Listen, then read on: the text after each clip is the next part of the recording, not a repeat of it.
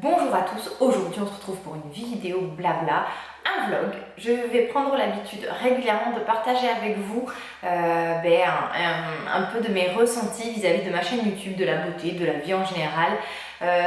Du coup, tout ce mois-ci, par rapport à vos commentaires, j'ai pris des notes, mais du coup dans mon planeur je ne sais pas si je vous ai déjà publié, si la vidéo sera publiée, mais en fait que je vous ai montré dans mes favoris du mois. Donc tout au long du mois, à chaque fois que je publie une vidéo ou lorsque j'avais un commentaire qui marquant ou un fait particulier, je l'ai noté et il ressort donc pas mal de choses de toutes ces petites notes tout au long du mois.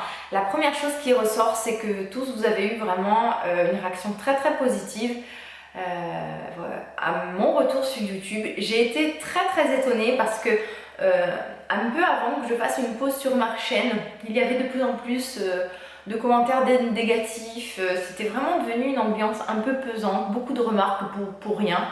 Et là, au final, je suis contente parce que les gens ont remarqué voilà, que j'étais plus naturelle, plus spontanée. Je pense que tout simplement, je me prends moins la tête à tourner des vidéos. Je crois que je m'en fiche un peu d'être jugée. Autour de moi, j'ai commencé déjà à parler du fait que j'avais une chaîne YouTube à des gens à qui j'en avais jamais parlé. Maintenant, quelque part, j'assume, je me dis que si les gens ne comprennent pas, qu'ils trouvent ça futile, peut-être que c'est futile, mais ça voilà, je pense que vous, peut-être que vous passez un bon moment à regarder ces vidéos. Moi, je passe un bon moment à les filmer, donc après tout, je fais de mal à personne. Au contraire, je pense que parfois, je peux avoir une démarche positive au vu des commentaires que je reçois. J'ai reçu par exemple des messages de femmes qui m'ont dit voilà, en découvrant ta chaîne, j'ai découvert le produit bio, du coup je me suis dit bah, tiens, je vais me tourner aussi en plus du maquillage vers des produits d'alimentation bio, et maintenant j'ai changé mon style de vie. Alors qu'on se dit purée, on peut avoir un impact positif comme ça sur la vie des gens juste en se filmant avec sa caméra, ses choix, pourquoi ne pas le faire? Chacun essaye peut-être d'être utile à sa façon. Moi, j'ai trouvé une façon voilà, de partager ma passion, d'être peut-être utile quelque part ou aux autres, donc tant mieux. J'ai eu aussi énormément de remarques comme quoi les gens recherchaient plus de spontanéité, de youtubeuse plus naturelle, on va dire, et peut-être plus dans le vrai. C'est vrai que lorsque j'ai fait ma coupure de YouTube, 6 mois sans YouTube, lorsque je suis revenue, la plupart des chaînes dont j'étais abonnée, je n'arrive plus à regarder certaines filles où tout est trop parfait, tout est trop surfait, tout est trop sponsorisé, tout est... Franchement, c'est trop quoi, voilà, ça donne une image de la beauté et de la vie en général qui est pas tout à fait juste. Je pense qu'il y a beaucoup de dialogues, de produits que les youtubeuses présentent où c'est acheté, mais ça se sent à 10 000 km. Bon bref, après, je suis pas là pour juger les autres, pas du tout, hein, franchement. Voilà, je suis contente que les gens aient cette démarche-là de se dire, eh ben, tiens, je vais essayer de me tourner vers des filles peut-être qui ont un avis un peu plus honnête, on va dire, et une démarche aussi peut-être plus de partage et peut-être moins de business, je sais pas. Enfin bon bref, en tout cas c'est quelque chose qui est ressorti vraiment beaucoup dans les commentaires. Alors du coup je vous avais parlé dans ma vidéo retour que je m'étais mise au sport et que j'aimerais faire des vidéos sur le sport, mais c'est fou l'effet boule de neige que ça fait. Je pense que les gens m'imaginent déjà en train de faire des abdos et des burpees devant vous. C'est une étape qui viendra sûrement dans plusieurs semaines, peut-être même mois, je sais pas si j'oserais me montrer en train de faire du sport parce que je suis pas du tout une professionnelle et j'ai tellement peur toujours de mal faire ou voilà, de donner un mauvais conseil ou de montrer le mauvais exemple que je préfère éviter pour l'instant. Je suis pas du tout un professionnel du sport, loin de là, donc de là faire des vidéos de sport, je sais pas. Vous donner peut-être des conseils ou ce qui m'aide à me motiver, oui, mais en tout cas, j'étais vraiment étonnée du nombre de personnes qui se sont mises au sport aussi, comme moi, du jour au lendemain, des personnes, des femmes qui n'étaient pas du tout sportives. Tous vraiment dans les commentaires, c'est ce qui ressortait. Ah oui, des vidéos sur le sport, sur ce que tu manges, sur quel sport tu fais, même sur la pole dance, quand je vous ai dit du coup que je faisais de la pole dance, ah oui, montre-nous. Donc c'est sympa, du coup c'est bien parce que ça permet de varier sa chaîne et je me dis que voilà, quand le jour où je déciderai vraiment de m'y mettre, je ferai des vidéos plus ciblées sport. Je vous en ai filmé une sur mes compléments alimentaires.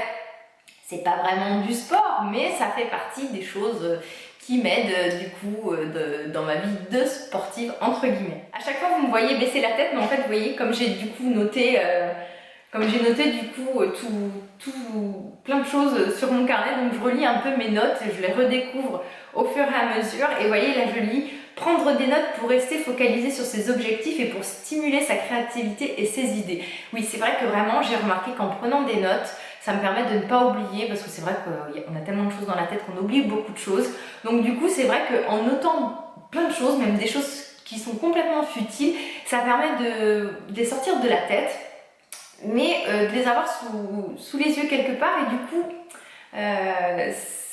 vous y réfléchissez en arrière-plan, enfin en tâche de fond, et au final, hop, de temps en temps, il y a une petite idée qui ressurgit, qui revient, et ça permet d'être, je trouve, beaucoup plus créative. Ce mois-ci, je vous ai fait une vidéo sur mes lectures coup de cœur.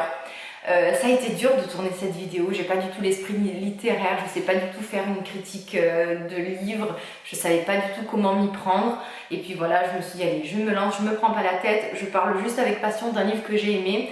Et voilà, ce qui est bien, c'est que ce type de vidéos, c'est pas forcément des vidéos qui sont beaucoup regardées, mais elles sont regardées par des passionnés, donc du coup ça fait des échanges très intéressants en commentaire. J'ai eu des tas voilà, de commentaires, d'idées de lecture, c'était super vraiment d'avoir un vrai échange. Souvent lorsqu'on publie une vidéo, on a des commentaires très sympas, mais genre super, merci, c'est très court, et ça permet de... Voilà, on ne peut pas suffisamment échanger, c'est dommage. Tandis que là, avec la vidéo lecture, et bien du coup, j'ai vraiment pu discuter, avoir des conversations avec quelques-uns de mes abonnés. J'ai trouvé ça vraiment très intéressant. Et la lecture, c'est fou. Je crois que les gens qui aiment lire, c'est vraiment des gros passionnés. Parce qu'en général, enfin moi autour de moi, c'est soit les gens ne lisent pas, soit s'ils lisent, voilà, ils adorent parler lecture. Donc ça m'a fait très plaisir de faire cette vidéo et j'en ferai régulièrement. Au niveau du rythme des vidéos, une vidéo par semaine finalement c'est très bien. J'ai très vite espéré vouloir faire plus, mais c'est pas possible. Je pourrais parce que... Enfin je pourrais, non je crois que je pourrais pas, tout simplement parce qu'on peut pas toujours tout faire. Il vaut mieux faire une vidéo par semaine avec plaisir que d'essayer de vous en pondre 2, 3 par obligation. Donc pour l'instant ce rythme là me convient bien, ça me permet de faire mes montages sans stress. Voilà, puis si une semaine il n'y aura pas de vidéo, je pense que je ne m'en voudrais pas. Mais là du coup, une vidéo par semaine c'est bien, je trouve que c'est un très bon rythme. Peut-être que certains mois où j'aurais eu plus de temps libre, j'en ferai plus, je mettrai du coup dans ces cas-là une vidéo bonus. Donc dites-moi vous ce que vous en pensiez. Je pense que de toute façon il vaut mieux une vidéo par semaine que rien du tout. Ma vidéo routine, j'ai eu un retour sympa parce que du coup c'était la première fois que je faisais ce type de vidéo. Un peu intimiste de se montrer comme ça, démaquillée. J'appréciais qu'on me dise tu es mieux sans maquillage. Non je crois pas, mais bon. C'était super sympa, surtout que j'ai tourné cette vidéo en pensant que je n'allais pas la publier. En fait c'était un essai dans ma salle de bain. Je crois que ce jour-là je venais de vous faire en fait ma première vidéo, mon retour sur YouTube. Je suis remontée, j'étais super motivée, j'étais dans ma salle de bain, j'allais me démaquiller pour aller faire à manger parce que c'était la fin de la journée. Et là je me suis dit, tiens, on va voir ce que ça pourrait donner de se filmer en train de se démaquiller, de ma routine de soins.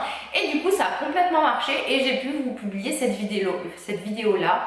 J'aime beaucoup, c'est sympa, c'est interactif, c'est mieux que de parler pendant 3 heures du produit. Alors je mets ça, ensuite je mets ça, puis après je mets celui-ci. Au moins vous voyez les produits en action, c'est beaucoup plus parlant. J'ai eu comme retour aussi que c'était sympa parce que c'était des produits qu'on ne voyait pas forcément sur les autres chaînes. Alors si vous regardez des chaînes bio, je pense que c'est quand même des produits voilà, qu'on peut voir sur d'autres chaînes, surtout les produits par exemple de Novo. Mais voilà, ça fait toujours plaisir qu'on se sent un peu, pas unique, mais voilà, qu'on présente quelque chose de différent et de nouveau. Donc ça c'était la partie YouTube. Au niveau en général de mes projets, j'ai toujours plein d'idées en tête, je note plein de choses. J'ai plein d'objectifs pour cette année. J'aimerais bien peut-être les partager avec vous. Je pense que lorsqu'on a des objectifs, le fait d'en parler de vive voix, ça permet quelque part déjà de les concrétiser, puisque du coup c'est un certain engagement vis-à-vis de vous tous, et voilà, de les dire à voix haute, de les partager, ça permet déjà voilà, de faire la démarche, de commencer quelque chose. Et donc n'hésitez pas à me dire si vous seriez intéressé. Moi j'aimerais bien vous parler un peu de mes objectifs, mais c'est des objectifs, des choses très simples, hein. Je demande pas, c'est pas des objectifs de folie, ça va être des objectifs sportifs, par exemple au niveau de la pôle de réussir telle figure, au niveau de mon alimentation de manger mieux, mais je pense que ça peut être une démarche motivante pour d'autres personnes, donc dites-moi un peu ce que vous en pensez. Côté sport, ce mois-ci, j'ai testé dans ma salle de sport où je vais, alors en général, on m'a demandé un peu à quelle fréquence je faisais du sport. En général, je vais 2 fois par semaine en salle où je fais de la muscu, je soulève des poids tout simplement. Et ensuite, j'ai 1 heure de pole dance par semaine. Donc en fait, ça me fait 3 séances de sport. Et parfois, le dimanche, je m'entraîne avec une amie parce que j'ai une barre à la maison. En fait, elle est juste là à côté de mon appareil photo. J'ai une pièce en fait à part où j'ai de la chance du coup d'avoir pu mettre une barre de pole dance, et donc des fois le dimanche je m'entraîne avec une amie, donc du coup on va dire que je fais du sport 3 fois par semaine. Je suis dans une salle de sport vraiment super sympa, il y a une super bonne ambiance, les coachs sont géniaux, les gens vous prennent pas la tête, c'est une très très bonne ambiance, j'en suis vraiment contente.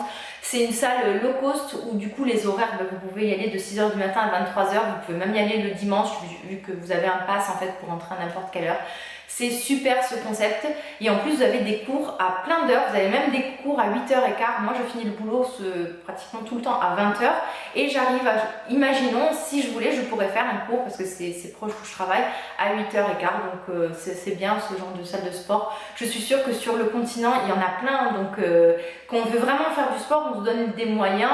Et on y arrive. La preuve, j'ai réussi malgré le fait que je travaille à plein temps, que j'ai des enfants, que j'ai plein de passions et que j'ai une grande maison à entretenir. Donc je pense qu'après, si on est motivé, n'hésitez pas, n'ayez pas d'a priori, essayez d'aller dans ce genre de salle parce qu'on peut être très très surpris.